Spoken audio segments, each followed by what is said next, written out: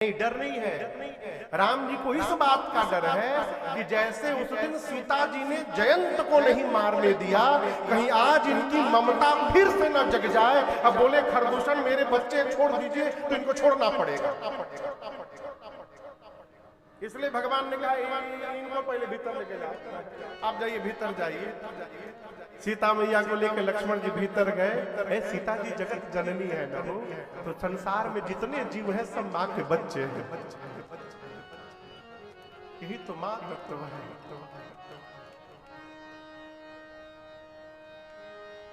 भगवान की माँ के आगे भगवान कुछ नहीं है। भगवान को भी कहा गया त्वमेव माता, तब जाकर चौ पिता त्वमेव। पहले पिता नहीं बोला गया, पहले माता बोला गया, यानी माता ही भगवान है। भगवान माता पिता नहीं है, माता पिता ही भगवान है। घर में माता पिता को प्रसन्न कर लीजिए, मंदिर के भगवान अपने आप प्रसन्न हो जाएंगे। भगवान ने खरदूषण को समाप्त किया, बिना शस्त्र उठाए। शूर्पणखा ने देखा, धुआं देख खरदूषण केरा गई रावण पर बरसी। दिन रात मदिरा पीकर तुम सोते रहते, तुमको पता है तुम्हारा शत्रु तुम्हारे सिर पे नाच रहा। रावण पूछा कौन? ये नाक कान कहाँ कटवा के चली आई तू?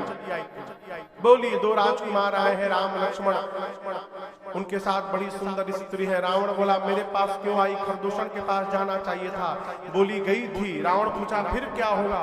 वो भी दोनों गए थे, आगे बताओ। चले गए। कहाँ चले गए? मर गए। रावण सुना खरदूषण मर गए। एकांत में जाकर रावण सोचता है, खरदूषण मोहि सम बलवंता, अति नहीं कुमार। बिना भगवान के खरदूषण को कोई मार नहीं सकता। खरदूषण मर गए, इसका अर्थ धरती पर परमात्मा ने अवतार ले लिया है।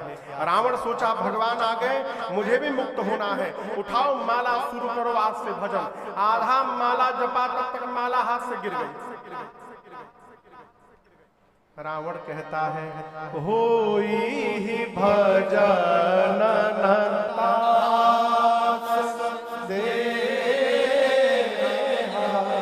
मेरा तामसी शरीर है, मैं भजन नहीं कर पाऊंगा। भजन नहीं कर पाऊंगा तो उद्धार कैसे होगा? भगवान आ गए हैं। तब निर्णय किया भजन नहीं कर सकता हूं तो क्या हुआ, युद्ध करूंगा राम से। तो मैं जाई बैर हटि कर हो। ऐसा नहीं कि रावण भगवान को नहीं जानता।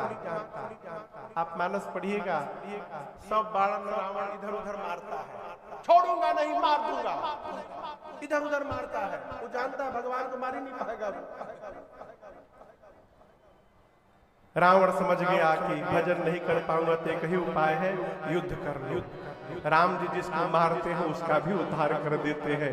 ऐसा मन में निर्णय किया। चला मारीच के पास। इधर राम जी एकांत पाकर सीता मैया से बोले सीता जी, मैं एक ललित नर लीला करना चाहता हूं। क्या? रावण ने अब तक मेरे प्रति कोई अपराध नहीं किया, तो मैं उसको कैसे मारूं? यदि वो कोई अपराध करे तो मैं मारूं? और यहां दर्शन करिएगा, रावण की औकात नहीं थी कि वो मेरी मां को लंका लेके चला जाए। जिस धनुष को मेरी सीता मैया ने बाएं हाथ से उठाया था, रावण वो धनुष तो उठाइए नहीं पाया, मेरी मां को खाक उठाएगा। राम जी जानते हैं जब तक सीता जी नहीं जाएंगी मुझे मारने का कारण नहीं मिलेगा। सीता जी वहां जा नहीं सकती हैं, रावण नहीं जा सकता। तो प्रभु ने कहा सीता मैया को कि जब तक मैं धरती से निशाचरों को अंत न कर दूं तब तक आप अग्नि में बैठिए। ये एक कारण है। अब दूसरा कारण कहीं इनकी ममता न जग जाए, इसलिए कहा कि आप पहले अग्नि में बैठो चुपचाप, तब तक जब तक जाओ लगी करो निशाचरों का नाश न कर लो। सीता जी आप अग्नि में बैठो। मैया अग्नि में चली गई और राम जी के पास मां ने अपना प्रतिबिंब फोटो रख दिया। अब इस बात को याद रखिएगा, रावण सीता जी को नहीं ले गया। क्या ले गया? सीता जी का प्रतिबिंब लेकर गया, छाया प्रति। और युद्ध के बाद राम जी ने जो अग्नि परीक्षण किया वो कोई परीक्षण नहीं था। नकली सीता जी अग्नि में जाके जल गई और असली सीता मैया जी अग्नि से बाहर निकल के चली आई। माँ को बाहर निकालना था, इसलिए भगवान ने रचना। कोई परीक्षण नहीं था मां का। मारीच के पास रावण गया। इस कथा को मैंने बीच में एक दिन सुना दिया है आपको विधिवत। मारीच के पास रावण गया। आप जानते हैं रावण की बात सुनकर मारीच जानता है कि आज मरना है, राम जी के पास गया। ये भी आपको पता भगवान ने कैसे दूर जाकर मारीच को मारा है। सब हम लोग ने अयोध्या कांड प्रारंभ हुआ जिस दिन उस दिन गाए थे इस कथा को। भगवान ने दूर जाकर मारीच को बाण मारा। मारीच बाण लगते जोर से बोला हाँ लक्ष्मण, और धीरे से मन में राम कह के प्राण का त्याग कर दिया। इधर राम शब्द सुनकर सीता मैया ने लक्ष्मण जी को भेजा है राम जी के पास, और बीच में रावण आता है और मेरी मां को लेकर के जाता है। मार्ग में गीधराज जटायु जी से युद्ध हुआ रावण का। आप दर्शन करिए, हम उस देश में रहते हैं जिस देश के पक्षी भी अपने देश की स्त्री की लज्जा बचाने के लिए अपने प्राण की आहुति देने को तैयार होते हैं। रावण जटायु जी के दोनों पंखों को काटता है, ले जाकर मां को अशोक वाटिका में रखा लंका में।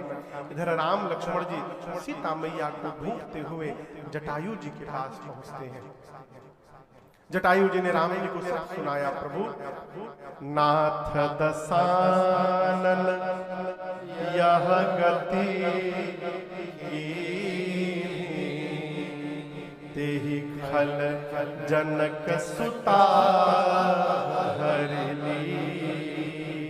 प्रभु मेरी ये गति दशानन रावण ने की, और उसी दुष्ट ने सीता जी का हरण भी किया, दक्षिण दिशा की ओर लेकर गया। प्रभु केवल आपको सूचना देने के लिए मैंने प्राण को बचा के रखा था, आपको मैं बता दिया, आप मुझे आप विदा करिए। प्रभु राम जी कहते तात कुछ दिन जी जाइए। जटायु जी ने कहा प्रभु मुझे विदा करिए। भगवान ने जटायु जी को अपने जैसा बनाया। गीध देह तजी हरि तजी गीध हरि हरि रूपा भूषण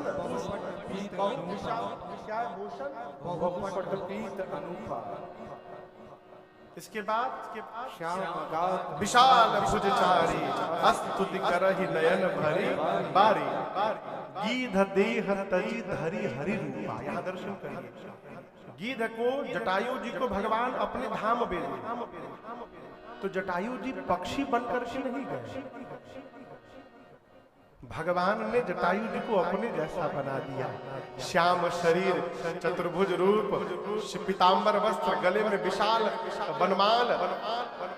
राम जी के सामने एक दूसरे भगवान खड़े हो गए हैं। ये प्रसंग कहता है बड़ा वही है माई बाप जिससे मिलने के बाद हम भी बड़े बन जाएं, वो बड़ा आदमी। भगवान जिससे मिलते हैं अपने जैसा बना देते हैं। भगवान से अविरल भक्ति मांग करके जटायु जी भगवान के धाम गए हैं। यहाँ शंकर जी कहते हैं देवी गीध अधम खग आमीस भोगी गति दीन्ही जो जात। आप दर्शन करिए, मांस खाने वाले गीध को भगवान ने अपना धाम दे दिया। गीध क्या खाते हैं? मांस, आमिष भोगी। ऐसे गिद्ध को भी भगवान ने अपना धाम दे दिया। शंकर जी कहते हैं पार्वती जी से देवी ऐसे भगवान को छोड़कर जो विषय में लगा हुआ है उससे बड़ा भागा कौन है?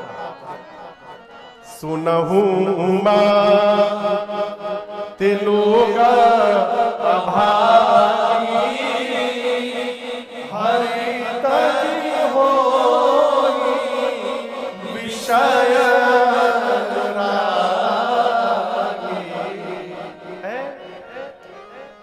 रोना ना पड़े हो हमको भी चेत जाइए, नहीं तो अंत में पछतावा होता है। हमारे उत्तर प्रदेश में मऊ के पास मुहम्मदाबाद गांव है, मुहम्मदाबाद। वहां के लेखक हुए दीप मुहम्मदाबादी। उनका एक पद है, कहते हैं अरे बैठल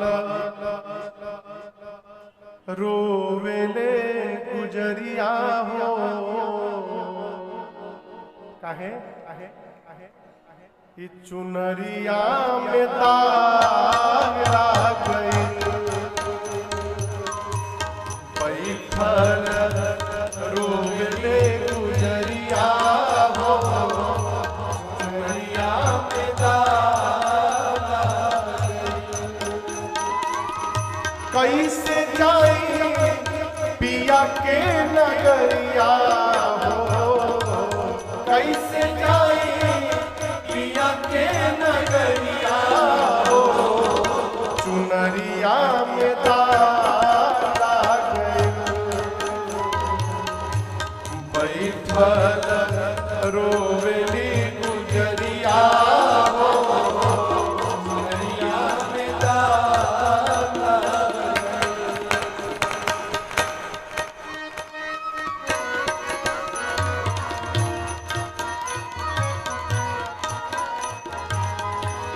आ